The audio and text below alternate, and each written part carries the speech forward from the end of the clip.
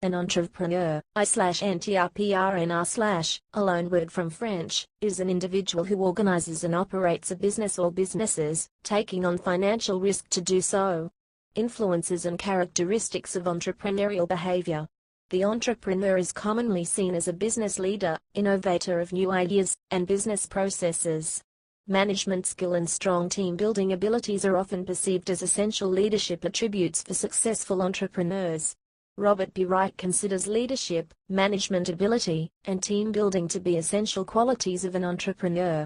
This concept has its origins in the work of Richard Cantillon in his Essai sur la nature du commerce in 1755, and Jean-Baptiste Sayin in his Treatise on political economy. Psychological studies show that the psychological propensities for male and female entrepreneurs are more similar than different. A growing body of work shows that entrepreneurial behavior is dependent on social and economic factors. For example, countries with healthy and diversified labor markets or stronger safety nets show a more favorable ratio of opportunity-driven, rather than necessity-driven women entrepreneurs. Empirical studies suggest that male entrepreneurs possess strong negotiating skills and consensus-forming abilities.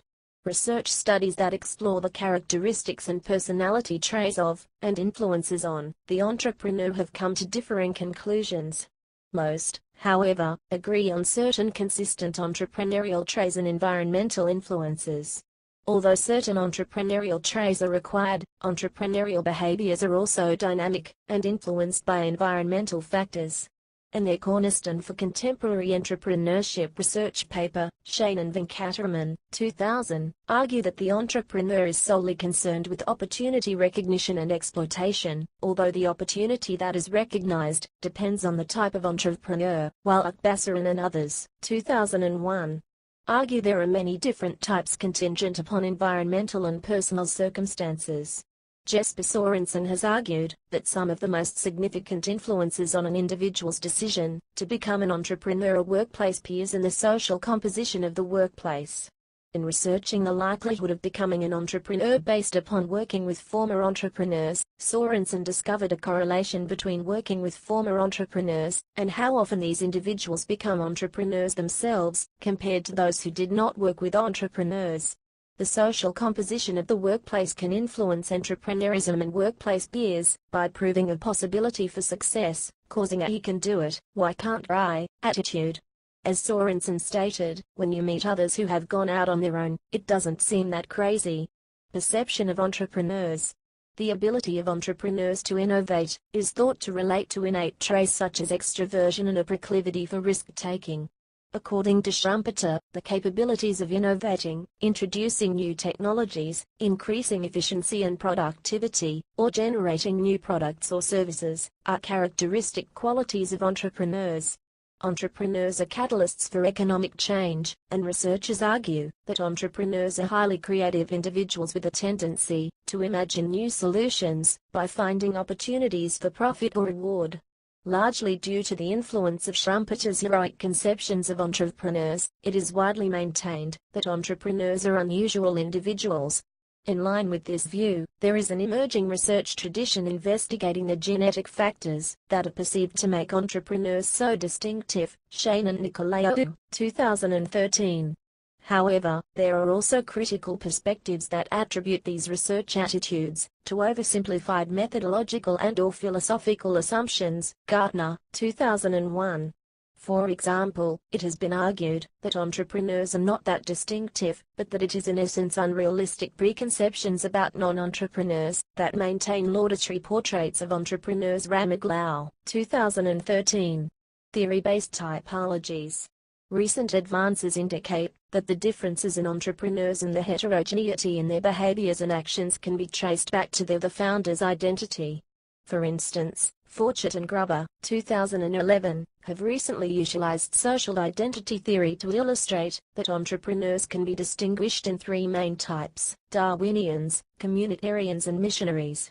These types of founders not only diverge in fundamental ways in terms of their self-views and their social motivations in entrepreneurship, but also engage fairly differently in new firm creation. History. The term was first defined by the Irish-French economist Richard Cantillon as the person who pays a certain price for a product to resell it at an uncertain price, thereby making decisions about obtaining and using the resources, while consequently admitting the risk of enterprise. It first appeared in the French dictionary Dictionnaire universel du commerce of Jacques des Brosselins, published in 1723. Here is a chronological list of definitions.